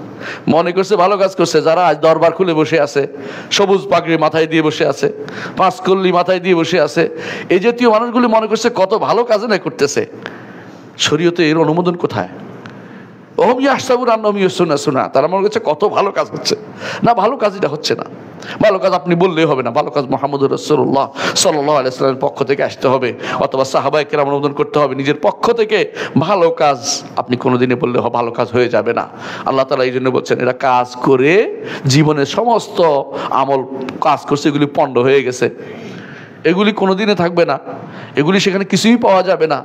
চোখের সামনে দেখবে সরাব, ওয়াল্লাযিনা কাফারু আমালুহুম কাসরাবিন বিকিয়াতিন ইয়াহসাবু যাবআরু মাআ, যারা কাফের তাদের আমলগুলি কীরকম? বলছে মরুভূমিতে মরিচিকা, দূর থেকে দেখা যায় পানি, যায় দেখে যে নাই, পানি নেই। ওদের আমলগুলি এরকম মরিচিকা হয়ে গেছে। ওদের আমলগুলি এরকম বিক্ষিপ্ত ধূলিকণা হয়ে গেছে। বিক্ষিপ্ত ধূলিকণা কোনোদিনই চোখে কষ্ট দেয়া আছে আর কোনো কাজে লাগে না, বরং এই ধূলিকণার গায়ে লাগলে গা বিরক্ত হয়। এই আমলগুলি তার জন্য বিরক্তির কারণ হবে সেদিন। সেগুলি থেকে সে মনে করবে সেদিন, ইয়া লাইতা বাইনি ওয়া বাইনাকা বু'দাল মাশরিকাইন, আমার এবং তোমার আমার আমল থেকে আমি যেন দূরে থাকি। আমল তো আমার কাঁধে উঠিয়ে দেওয়া, আমল তো বোঝা নষ্ট করে দিবে। অতিরিক্ত আমল করা গুরুত্বপূর্ণ নয়, বিশুদ্ধ আমল করা গুরুত্বপূর্ণ। অতিরিক্ত আমল করলে সেটা তো আপনার আমল নামায় খারাপটা যোগ হবে রে ভাই। যেই বেদাত আপনি বেশি করছেন, ওই বেদাত আপনার বিপদের কারণ হবে, ওই বেদাত আপনার জন্য বিপদের কারণ হবে। সুতরাং সেটা করা যাবে না। কোরআনে কারিমে আল্লাহ তাআলা আরো বলেছেন, ইয়াওমা তাবিয়াদ্দু ওয়ুজুহ ওয়া তাসওয়াদ্দু ওয়ুজুহ, যেদিন কিছু চেহারা সাদা হবে আর কিছু চেহারা কালো হবে। তার মধ্যে যাদের চেহারা কালো হবে তারা কারা? তারা হচ্ছে আহলে বিদআহ। বেদাতীদের চেহারা কালো হবে। আপনি কি চান হাসরের মাঠে আপনার চেহারাটা কালো হোক? কেন বেদাত করবেন? কি দরকার আমার এই আমলের? যে আমল আমার আমল নামার বাড়তি সমস্যা তৈরি করছে, যে আমলের কারণে আমার আমল নামা ভারী হয়ে যাবে, গুনার পাল্লা ভারী হয়ে যাবে, যে আমলের কারণে আমি হাসরের মাঠে বিপদে পড়ে যাব, সে আমল আমি কেন করব? সে আমল কেন করতে যাব? আমার চেহারা সেদিন কালো হয়ে যাবে, চিনে ফেলবে যে এরা হচ্ছে বেদাতি, আহলুল বিদআহ। সালাফে সালেহিন এই আয়াতের ব্যাখ্যায় বলেছেন এটা, ইয়াউমা ফাআম্মাল্লাযীনা আসওয়াদাত ওয়ুজুহুম ক্বালা আহলুল বিদআহ, বেদাতীদের চেহারা কালো হয়ে যাবে। আপনি কেন চেহারা কালো করবেন? কোরআন কারীমে আল্লাহ তাআলা উত্তর বলেছেন, আফামান কানা আলা বাইয়িনাতিন মির রাব্বিহি কামান যুয়্যিনা লাহু সুউ আমালি, যে ব্যক্তি প্রমাণের উপর থাকে তার রবের প্রমাণ কোথায় পাওয়া যাবে? কোরআন এবং সহিহ সুন্নাতে। কোরআন এবং সহিহ সুন্নাতে এত প্রমাণের উপর প্রতিষ্ঠিত থাকে, সে কি ওই ব্যক্তির মতো কামান যুয়্যিনা লাহু সুউ আমালিহি, তার খারাপ আমলগুলি তার কাছে সুশোভিত করে দেয়া হয়েছে। বেদাতকে সুশোভিত করে দেয়া হয়। যে ব্যক্তি বেদাত করে সে বলে না আমি খারাপ কাম করছি, বলে যে ভালো কাজ করতেছি। এই জন্য বেদাতি কোনদিন তওবা করে না। কারণ সে মনে করে আমি তো ভালোই করতেছি। বেদাতি গুনাহগারের চেয়ে ভয়াবহ, কারণ গুনাহগার তওবা করে, বেদাতি তওবা করে না। গুনাহগার মনে করে অপরাধী, আল্লাহ তাআলা তার যে কোনো সময় চোখের পানি পেলে মাফ করে দিচ্ছে, আল্লাহর কাছে তওবা করলেই মাপ পেয়ে যাচ্ছে। কিন্তু বেদাতি মনে করে এটা আরো বেশি করে করি, মানে এটা কোনোভাবেই কোনো সমস্যা নেই, সে তওবা করবে না এটার থেকে, সে তো সব মনে করে করতেছে। আল্লাহ তাআলা বলছেন কামান যুয়্যিনা লাহু সূউ আমালিহি, তার আমলকে, খারাপ আমলকে সুশোভিত করে দেওয়া হয়েছে। ওই ব্যক্তি তার মতো যে ব্যক্তি প্রমাণের উপর প্রতিষ্ঠিত। প্রমাণের প্রতিষ্ঠিত কারা? প্রমাণের প্রতিষ্ঠিত হচ্ছে আল্লাহ রাসূল সাল্লাল্লাহু আলাইহি ওয়াসাল্লাম, সাহাবায়ে কেরাম, তাদের সুন্দর অনুসারী কিয়ামত পর্যন্ত সালফে সালেহীন যাদেরকে বলা হয়, তাদের অনুসারী যারা আছে তারা প্রমাণের প্রতিষ্ঠা থাকতে চায়। বেদাত দেখলে তাদের ছোট্ট বাচ্চাও বলে যেটা বেদাত করা যাবে না, ছোট বাচ্চা পর্যন্ত তাদেরকে সাবধান করে। আমি আরব দেশে কয়েকজনকে দেখছে আমাদের বাংলাদেশিরা বুক কি করে, হাতে মুসাফা করে 2 হাতে, আবার এরপর অতিরিক্ত কাম করে বুকে লাগায়। তো বুকে কেন লাগাচ্ছ? 2 হাতের মুসাফা আচ্ছা বাদে দিলাম, যেহেতু আপনারা মতভেদ করবেন সারাদিনে আমি 2 হাত লাগাবো, আচ্ছা জোর করে লাগান, কিন্তু বুকে কেন লাগাতে হবে? এইটা কোথায় পাইছেন? কিন্তু ঠিকই লাগায়, কিন্তু ওখানে আপনি দেখবেন যে অনেকে বলে তুমি বুকে লাগাচ্ছ কেন, হোয়াট, মানে কি জন্য ওইখানে লাগাতে হবে কেন? এটা তো একটা বেদাত, আপনি কেন এটার সাথে যুক্ত করে দিয়েছেন? বৈধর সাথে অবৈধ যুক্ত করে দিয়েছেন। বৈধ হলো মুসাফাহা, কিন্তু আরেকটা যুক্ত করে দিয়েছেন। হ্যাঁ, আবার কেউ পারে না আরো অনেক কিছু বাদ এর সাথে। তো মুসাফাহা বাদ এখন তো কদম বুসি শুরু হয়ে গেছে। কদম বুসি এক জিনিস আর জমিন বুসি আরেক জিনিস শুরু হয়েছে। কদম বুসি, জমিন বুসি, আরো কত কিছু আছে তার হিসাব নাই। শুধু এটাই বললাম বেদাতের কোনো শেষ নাই। আমরা এই বেদাতগুলিকে কিছুই মনে করি না, মনে করি এই তো থাক না, এগুলিকে কোনো ইগনোর করা যাবে না, এগুলিকে অবশ্যই গুরুত্বের সাথে নিতে হবে, এগুলি বাধা দিতে হবে। কেন বাধা দিতে হবে? কারণ আল্লাহ শরীয়তকে পরিবর্তন করেছে, এভাবেই দিন নষ্ট হয়। প্রত্যেকটি দিন এভাবে নষ্ট হয়েছে। দিনের যে আগে যে সমস্ত সুরতগুলি ছিল সেগুলি নষ্ট হয়েছে, শরীয়ত নষ্ট হয়েছে এইভাবেই। ইহুদিদের ধর্ম নষ্ট করেছে বেদাত, নাসারার ধর্ম নষ্ট করেছে বেদাত। আপনার দিন যারা এগিয়ে আসবে তারা নিজেরা বেদাতি হবে এবং বেদাত করে দিনকে নষ্ট করতে চাইবে। আল্লাহ তাআলা তার দিনকে রাখবেন, ঠিক আছে, কিছু মানুষ তার উপর থাকবে, বেশিরভাগ মানুষ এই বেদাতে লিপ্ত হবে। এটা মুহাম্মদুর রাসূলুল্লাহ সাল্লাল্লাহু আলাইহি ওয়াসাল্লামের ঘোষণা। সেই ঘোষণা অনুসারে অবস্থা তৈরি হবে সেরকম একটা। কোরআন কারীম আল্লাহ তাআলা অন্য আয়াতে বলেছেন ওয়ালা তাত্তাবিউল হাওয়া ফায়ুদুল্লাকা আন সাবিলিল্লাহ, প্রবৃত্তির অনুসরণ করবেন না। বেদাতি মানেই প্রবৃত্তির অনুসরণ করে, বেদাতি দলীয় অনুসরণ করে না। প্রবৃত্তি বুঝেন, আমার বাপ দাদাকে পেয়েছি, আমার কাছে ভালো লাগে, আপনার কাছে ভালো লাগলে হবে না, এটা মুহাম্মদুর রাসূলুল্লাহ সাল্লাল্লাহু আলাইহি ওয়াসাল্লাম থেকে ভালো হওয়া প্রমাণিত হতে হবে, সেটা গ্রহণযোগ্য হবে না। কোরআনে কারীমে আল্লাহ তাআলা অন্যত্র বলেছেন ওমান আদালু মিম্মান ইত্তাবা হাওয়াহু বিগাইরি ইলমিন মিনাল্লাহ, তার থেকে বড় পথভ্রষ্ট আর কে? যেই ব্যক্তি কোনো প্রমাণ ব্যতীত প্রবৃত্তির অনুসরণ করে চলে। প্রবৃত্তির অনুসরণ ভয়াবহ জায়গা। এই জায়গাটা মানুষের বিভ্রান্তির জন্য যথেষ্ট। প্রবৃত্তি, আপনি চিন্তা করবেন যে কোনো কথা হোক, ইমানদারকে যদি বলা হয় আল্লাহর তাকওয়া অবলম্বন করে ইমানদার দোয়া করে আল্লাহ যেন আমার তাকওয়া দেয়, আর যদি তার মধ্যে প্রবৃত্তি থাকে সে বলবে আমি কি অপরাধ করেছি, মানে উল্টা বলতে থাকে। আল্লাহ তাআলা কোরআনে কারীমে বলেছেন আখাযাতুল ইজ্জাতু বিল ইসম, তার আত্মমর্যাদা গুনাহ করতে তাকে প্ররোচিত করে।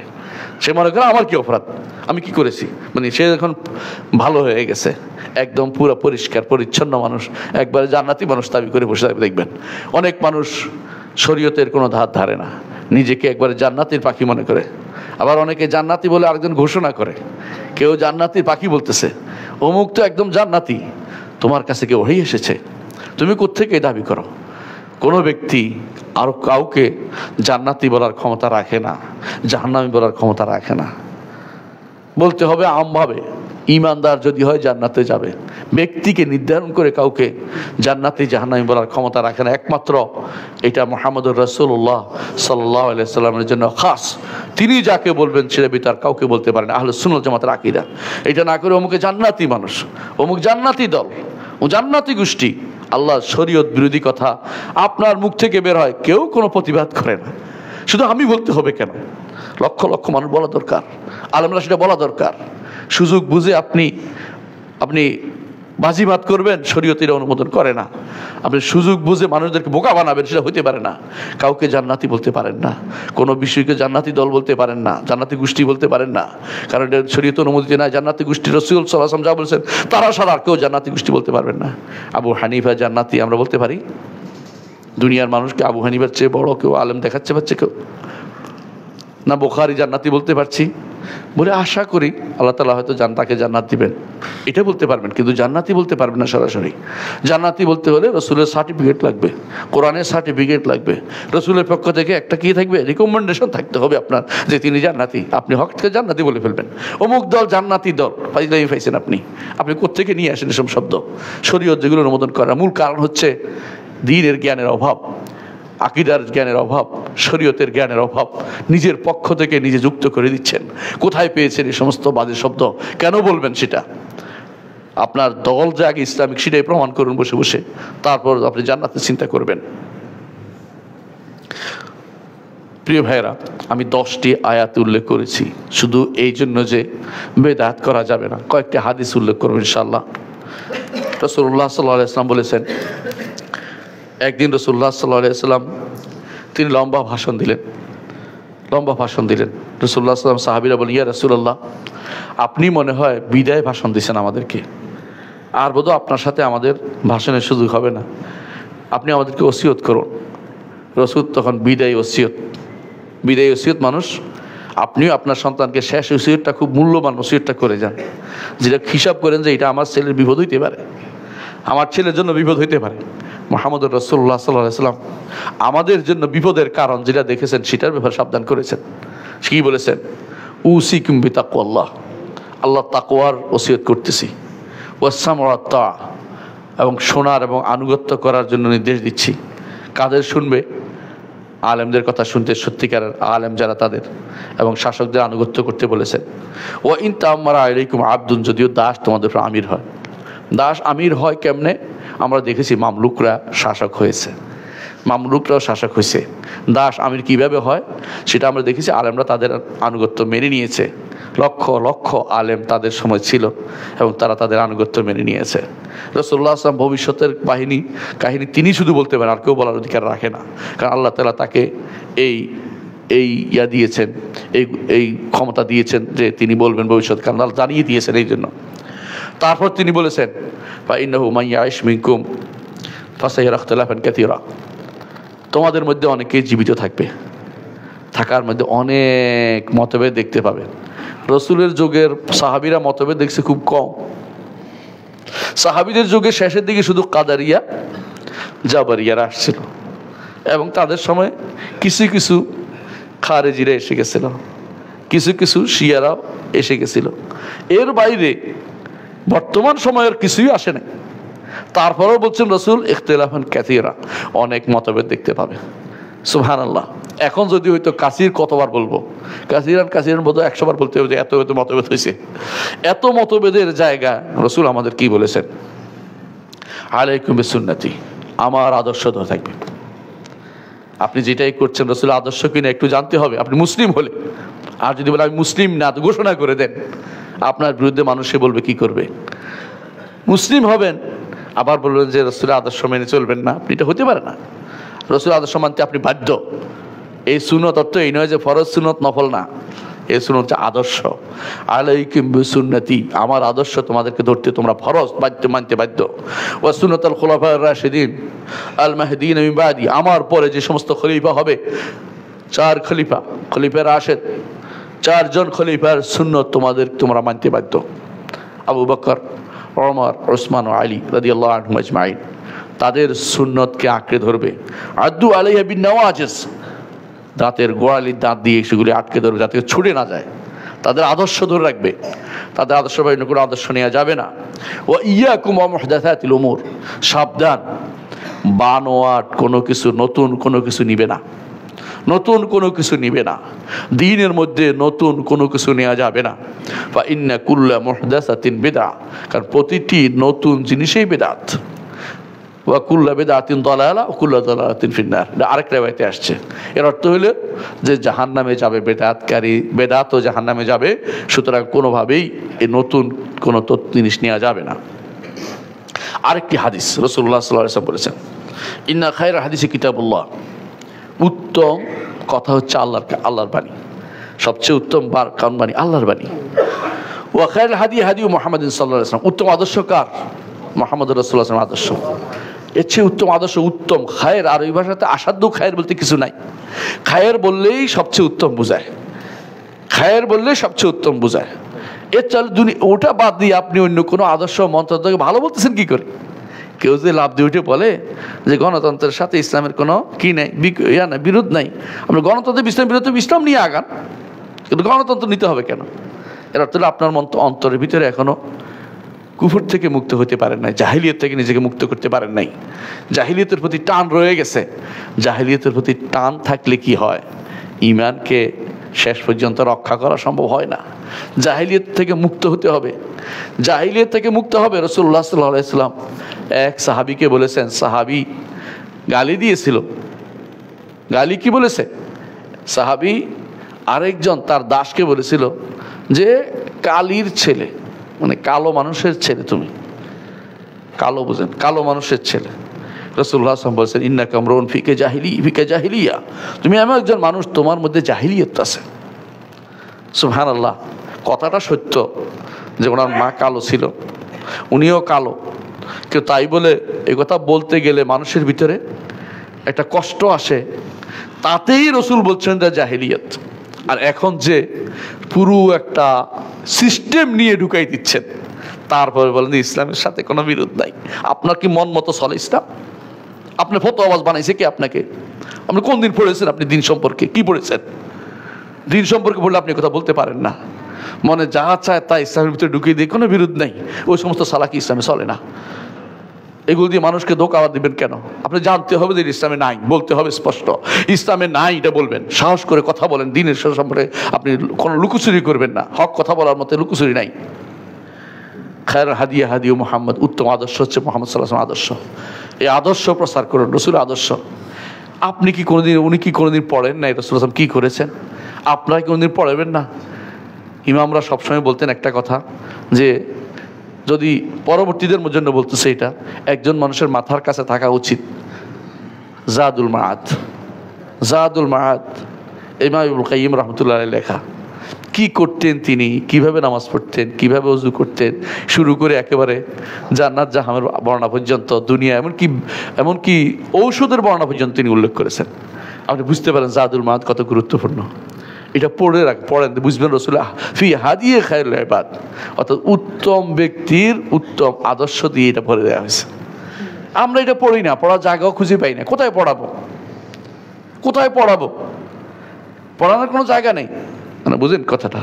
আপনার ইউনিভার্সিটিগুলো ভরে আছে যে সমস্ত সাবজেক্টে, ওই সাবজেক্টগুলো ইসলাম শিখার কোনো জায়গা নেই। সেখানে ইসলাম বলতে ওইটাই বোঝানো হয়, টিচার যেটা পড়ায় এটা ইসলাম। এমন শিক্ষক দিয়ে ভরে রাখছেন, তিনি শিরিক কুফর করে, নিজেই কোনো দরবারের মুরিদ, নিজেই বেদাত দিয়ে ভরে রাখছে, নিজে আবার অনেক হাদিস অস্বীকারী আছে, ইসলামিক সাবজেক্টে পড়াচ্ছেন।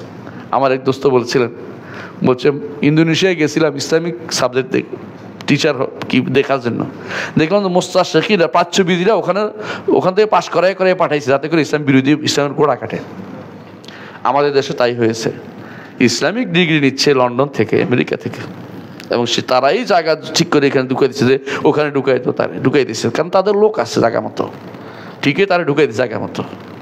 এবং সেই এখানে 36 বছর ইসলামের গোড়া কাটবে, সেখানে মুহাম্মদ রাসূলুল্লাহ সাল্লাল্লাহু আলাইহি ওয়াসাল্লাম সিরাতের বিরুদ্ধে কলঙ্ক লেপন করবে। তার কোনো কথা এখন যে আপনারা শুনতে পাচ্ছেন, অনেক ইসলামিক টিচার, ইসলামিক সাবজেক্টের টিচাররাই আজেবাজে কথা বলতেছে। ঢাকা বিশ্ববিদ্যালয়ের এক টিচার কিছুদিন আগে বলতেছিল, আমি খুব কষ্ট পেয়েছি এটা দেখে, একজন মানুষ, তুমি গবেষক না, তুমি কি করেছো, এটা গবেষক নাম দিচ্ছে। সে বলছে মুহাম্মদ রাসূলুল্লাহ সাল্লাল্লাহু আলাইহি ওয়াসাল্লাম কাবার ভিতরে যখন তিনি ঢুকলেন, তিনি দেখলেন যে 360টা মূর্তি, তিনি মূর্তিগুলি ভাঙলেন। তবে ছবিগুলির মধ্যে তিনি 3টি ছবিকে বাছাই করে বলছে, এগুলি নষ্ট করিও না। এগুলি কি? এগুলি হচ্ছে শিল্পকর্ম। মানে এত বানোয়াট কথা, মানে দুনিয়ার মানুষকেও শুনেনি, এগুলিকে মিথ্যা শুনিয়ে দিয়ে মানুষের ভিতরে মানে ছবি, ওই নির্মাণ, ভাস্কর্য নির্মাণের প্রতি উৎসাহ দেওয়া হচ্ছে। ওয়ালা ইয়াহমিলুন্না আসকালান ওয়া আসকালাম মা আসকালিহিম, তারা কিছু বোঝা বহন করবে, এই বোঝা তারা বহন করবে, গুনার বোঝা। আর যত মানুষ আল্লাযিনা ইউদিল্লুনাহুম বিগাইরি ইলম, না জেনে যত মানুষকে বিভ্রান্ত করেছে, ওই বোঝা তাকে বহন করতে হবে। তোমার গবেষণা হয়তো শয়তানের বাণী, এই গবেষণা আল্লাহ রাসূলের কথা নয়, সত্য নয়, তুমি কেন বললে না? এই তথ্য সত্য নয়, তুমি কেন বললে না? তুমি এটাকে কেন প্রচার করতে গেলে? দুনিয়ার স্বার্থ পাওয়ার জন্য। কয়দিনের স্বার্থ? কয়দিন তুমি এই স্বার্থ দেখাবে? কত মানুষকে বিভ্রান্ত তুমি করেছে এই কথা দিয়ে। এই কথা কি বলতে পারে ইমানদার কোনোদিন?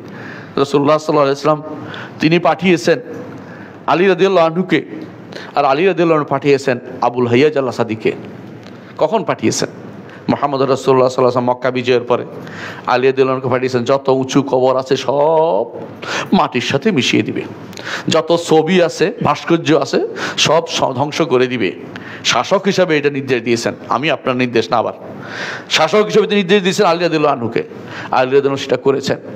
আলী রাদিয়াল্লাহু আনহু যখন তিনি খলিফা হয়েছেন, আবুল হাইয়াজ আল আসাদিকে পাঠিয়েছেন, তার পুলিশ প্রধানকে, যে আমি তোমাকে সেই নির্দেশ দিব যে নির্দেশ আমাকে মুহাম্মদুর রাসূলুল্লাহ সাল্লাল্লাহু আলাইহি ওয়াসাল্লাম দিয়েছেন, যে যখনই উঁচু কবর দেখবে সেটাকে ভেঙে দিবে, যেখানে ভাস্কর্য দেখবে সেটাকে মাটির সাথে মিশিয়ে দিবে। আল্লাহ এবং তার রাসূলের বিরোধী শরিয়া বিরোধী কোনো ভাস্কর্য থাকতে পারে না।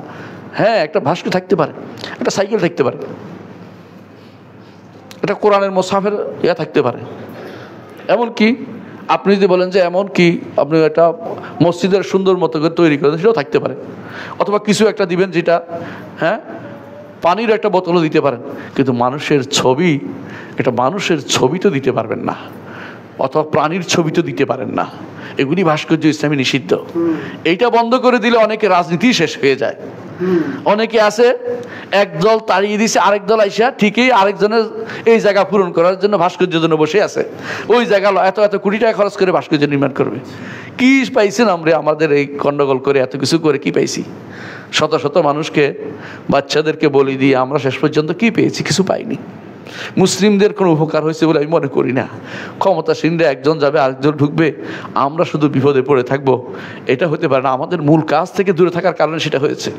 আমরা যদি কোনো এই মানুষদেরকে, যারা আজ ক্ষমতায় আছে, এদেরকে দিন বুঝাতে পারতাম, শরীয়ত বুঝাতে পারতাম, তাহলে এই বিল পাশ করতো না যে আমি এত হাজার কোটি টাকা খরচ করে ভাস্কর্য নির্মাণ করব। এটা পাশ হইতে পারতো না। একজন তন্ত্র বলতো যে এটা হারাম, এটা শিরিক, রাসূল কথা বিরোধী, আদর্শ বিরোধী, এটা বলতে পারতো না। কেন বলে নাই? কারণ তাদের কাছে জ্ঞান নাই, অথবা তাদের কাছে আল্লাহ এবং রাসূলের প্রতি কোনো মহব্বত নাই। এমন শ্রেণী, এমন একটা বিশাল গোষ্ঠী আমরা তৈরি করেছি যারা কোরআন এবং সুন্নাহর ধার ধারে না, যারা আল্লাহ রসুলের কথার ধার ধারে না। এমনি তো মহব্বতের জন্য প্রয়োজনে তিনি মিলাদ মাহফিল উপস্থিত হয়ে যাইবেন, প্রয়োজনে মিলাদ মাহফিল তৈরি করিবেন, প্রয়োজনে গণভবনে বঙ্গভবনে মিলাদ মাহফিলের ব্যবস্থা করবেন। হ্যাঁ, দরকার হলে মুনাজাত করবেন সারাদিন ব্যাপী, হুজুর নিয়ে এসে টাকা দিয়ে দিবেন ভালো করে। হুজুরের গাড়ি দিলেও রাজি আছে, কিন্তু হুজুর সাবধান, এগুলির বিরুদ্ধে কথা বলবেন না। এই জাতীয় হুজুররাও অভাব হয় না, এই জাতীয় হুজুররাও দেখেন আছে। মুনাজাত হুজুর এগুলি, এই জন্য কোথাও মুনাজাত করতে বলে আমি করি না, মুনাজাতের হুজুর আমি না। এই যে কোনো মুনাজাত কোনদিন করবেন না। মুনাজাত করবেন আল্লাহ আপনার মাঝে, আপনি মানুষ ধরে মুনাজাত করানোর কি আছে? এটা কোথায় ছিল? রাসূলুল্লাহ সাল্লাল্লাহু আলাইহি ওয়াসাল্লাম তার জীবনে কোনোদিন করেননি, সাহাবায়ে কেরাম করেননি, আত্মারা করেনি। আপনি কোত্থেকে এই সিস্টেম চালু করেছেন যে বৈঠকি মুনাজাত, বৈঠকি দান, বৈঠকি মুনাজাত? কত সিস্টেম চালু করবে আজ, তার কোনো শেষ নেই। রাসূলুল্লাহ সাল্লাল্লাহু আলাইহি ওয়াসাল্লাম বলেছেন, ওয়াশারাল উমুরি মুহদাসাতুহা, সবচেয়ে নিকৃষ্ট কাজ হচ্ছে মুহদাসাত, বানোয়াট জিনিসগুলো, নতুন জিনিসগুলো। প্রত্যেকটি পথভ্রষ্টতা, প্রত্যেকটি বেদাতি পথভ্রষ্টতা, প্রত্যেকটি বেদাতি জাহান্নামে যাবে। আমি শুধু একটুকু বলবো, কয়েকটা কথা বলে শেষ করবো। এক নম্বর হচ্ছে, বেদাত করলে সুন্নত নষ্ট হয়। যতটুকু বেদাত করবে ততটুকু সুন্নত উঠে যায়। বেদাত হচ্ছে শরীয়ত প্রবর্তন। বেদাত করলে সুন্নত থেকে মানুষ দূরে সরে যায়, সুন্নত অনুসরণ থেকে মানুষ দূরে সরে যায়। আর একটি জিনিস বলবো, যেটা বলা দরকার মনে করছে, সেটা হচ্ছে বেদাত করলে আখিরাতে বিপদে পড়বেন, আমল নামা ভারী হবে, কোনো কাজে লাগবে না। আরেকটি সমস্যা হচ্ছে, বেদাত করলে আপনি রাসূলের হাউস থেকে পানি পান করতে পারবেন না, হাউস থেকে পানি পান করতে পারবেন না। আরেকটা সমস্যা হচ্ছে, বেদাত করে নিজেকে আপনি ধ্বংস করবেন, আল্লাহর কাছে আপনার জন্য কিছুই যুক্ত হচ্ছে না। কেন আপনি সেটা করবেন? মানুষ নিজের খেয়ে বলে মোষ তাড়ানো, কেন করতে যাবেন এত কষ্ট? যে এই কাজের মধ্যে কোনো সওয়াব আপনি পাচ্ছেন বলে আপনি শিওর না, সেই কাজ কখনো করবেন না। বেদাত আকীদাগত হয়, আবার বেদাত আমলও হয়। আমি সংক্ষেপে বলে শেষ করতেছি। মানুষে কখনো কখনো বেদাত করে 6টি কাজের মধ্যে, মনে রাখবেন মানুষ 6টি কাজের মধ্যে 6 দিক থেকে বেদাত হয়। কখনো কখনো পরিমাণের দিক থেকে বেদাত হয়। পরিমাণ বুঝেন, যদি ফজর সালাতের পরে আপনার 33 বার পড়তে বলেছেন, আপনি বলছেন রাউন্ড ফিগার বানাই ফেলি 50 পড়বো, এটা বেদাত হবে, রাউন্ড ফিগারে কাজ হবে না, আপনার 33 রাখতে হবে। যদি 33-এর পরে 36 হয়ে যায়, বলে না এটা বাদ, মনে মনে করতে হবে অথবা এটা বাদ, অথবা আবার পড়তে হবে, অথবা কেন আমি ভুল করেছি, ভুল করা যাবে না, ঠিক করে গনে গনে পড়তে হবে, একটুও বাড়ানো যাবে না। এখানে কখনো কখনো ধরনে বেদাত হয়। ধরন কীরকম? হ্যাঁ, সালাত পড়তে বলছে আগে দাঁড়ানো, তারপরে কি রুকু, তারপরে সিজদা। এখন বর্তমান যারা হাদিস অস্বীকারী গোষ্ঠী আছে, কতক্ষণ বসে থাকে, কতক্ষণ এমনি ধরে লাভ দেয়, কত কিছু করে, এগুলির মধ্যে বেদাত হয়। বেদাত হয় সময়ের মধ্যে। আজকে যাই এদিকে আরাফার মাঠে বসে থাকি, সওয়াব হবে? হ্যাঁ, কেন? কারণ সময় না এটার, যে এই সময় যে আবাদ করে সেই সময় করতে হবে। 4 নম্বর বেদাত হয় জায়গার মধ্যে। তোয়াফ করতে বলছে কাবাতে, আপনি তোয়াফ যদি কোনো ঘরের চারপাশে করেন তাহলে কি হইল? কোনো কবরের চারপাশে করেন, হবে না। বেদাত এখানে হয়। এই বেদাত কখনো কুফরি, কখনো শিরক, দুইটাই হয়। আমরা বলেছি কোনো হারাম হয়। 5 নম্বর হচ্ছে জিন্স। একটা আবাদত সাথে আরেকটা আবাদত মিলিয়ে দেওয়া যাবে না। রাসূলুল্লাহ সাল্লাল্লাহু আলাইহি ওয়াসাল্লাম আমাদেরকে কোরবানি করতে বলছেন গরু দিয়ে, অর্থাৎ গৃহপালিত প্রাণী দিয়ে। আপনি বলতে হরিণ নিয়ে আসি, হরিণ তো অনেক সুন্দর, অনেক দামি, তা কিন্তু কোরবানিতে চলবে না। কথা বুঝছেন? আপনি জিন্স বদলায় ফেললে হবে না। 6 নম্বর হচ্ছে কারণ। যেই কারণে যে আবাদত করা হয়েছে সেই কারণে আবাদতটা করতে হবে। কারণ হচ্ছে সূর্য পশ্চিম দিকে হেলে গেলে আপনাকে জোহরের নামাজ পড়তে হবে না, আমি এখন আসর নামাজ পড়ে ফেলবো, অথবা মাগরিবের নামাজ পড়ে ফেলবো, তা হবে না। 6টি কারণ বলেছি, 6টি জিনিস বলেছি। বেদাতে 6 দিক দিয়ে হয়। এই জাতীয় বেদাত, মানে বেদাতে মানুষ এই দেখুন ঘুরে ফিরে এগুলির মধ্যে বেদাত হয়ে যাচ্ছে। সুতরাং আপনাকে খেয়াল রাখতে হবে বেদাত যেন না হয়, সুন্নাহর উপর যেন আমাদের আমলগুলি হয়, আমরা যেন বিশুদ্ধ আকীদা ও মানহাজের উপর থাকি। আল্লাহর কাছে সে তৌফিক কামনা করি।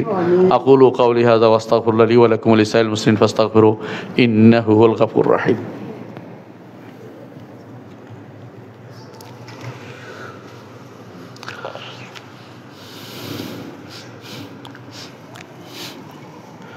ইন্নাল হামদালিল্লাহ নাহমাদুহু ওয়া নাস্তাঈনুহু ওয়া নাস্তাগফিরুহু ওয়া নাউযু বিল্লাহি মিন শুরুরি আনফুসিনা ওয়া মিন সাইয়্যাতি আমালিনা। من يهده الله فلا مضل له ومن يضلل فلا هادي له وأشهد أن لا إله إلا الله وحده لا شريك له وأشهد أن محمدا عبده ورسوله أما بعد। সম্মানিত মুসলিয়ান ইকরাম, যদি বেদাত থেকে মুক্ত হতে হয় একটা কাজ বেশি বেশি করতে হবে, সেটা হচ্ছে রাসূলুল্লাহ সাল্লাল্লাহু আলাইহি ওয়াসাল্লামের আদর্শ জানতে হবে। এই জন্য আমরা কোরআন পড়ি এবং হাদিস পড়ি। কোরআন এবং সহিহ সুন্নাহর প্রচার প্রসার করাতে হবে। যত বেশি কোরআনে কারিমের দার্স দিতে পারবেন, হাদিস পৌঁছাতে পারবেন, তাহলে দেখবেন যে বেদাত চলে গেছে। কারণ কোরআনে কারিম ব্যাখ্যা বিভিন্ন রকম করতে পারে একজনে বসে, হাদিসকে অপব্যাখ্যা করার মতো সুযোগ নেই। এজন্য অনেকে হাদিস মানতেই পারে না, কারণ হাদিসগুলো জায়গা মতো একেবারেই অ্যান্টিভেনাম ওষুধ দিয়ে দেয়, যে কোনো সমস্যা হলে আর কিছু বদলাইতে পারে না। এই জন্য তারা হাদিস মানতেই পারে না। কোরআন তারা মানে বলে, কারণ কোরআনকে তারা অপব্যাখ্যা করতে পারে। এই জন্য আব্দুল্লাহ ইবনে মাসউদ বলেছিলেন, কেউ যদি তোমার সাথে বিতর্ক করতে আসে বেদাতীরা, তখন তারে তুমি আব্দুল আলী রাদিয়াল্লাহু আনহু বলছেন ইবনে আব্বাসকে, যে তোমার সাথে কোরআন নিয়ে ঝগড়া করতে আসবে, কোরআন নিয়ে দলিল, কোরআন দিয়ে তোমরা রাসূলের সুন্নাত দিয়ে আমল দিয়ে তোমরা দলিল দিবা, রাসূলের সিরাত দিয়ে দলিল দিবা, রাসূল কি বলছেন সেটা দিয়ে দলিল দিবা, দেখবে যে আর লড়তে পারবে না। কারণ কোরআনে কারিমের তারা অপব্যাখ্যা নিয়ে বসে থাকে সারাদিন। কেমনে অপব্যাখ্যা করবে? নতুন নতুন ডালি মেলে, নতুন চিন্তা ভাবনা করে। এই জন্য আমাদেরকে বেশি বেশি সুন্নাতুর রাসূল সাল্লাল্লাহু আলাইহি ওয়াসাল্লামের এবং সহিহ সুন্নাহর প্রচার প্রসার করাতে হবে। আল্লাহ আমাদের তৌফিক দান করুন।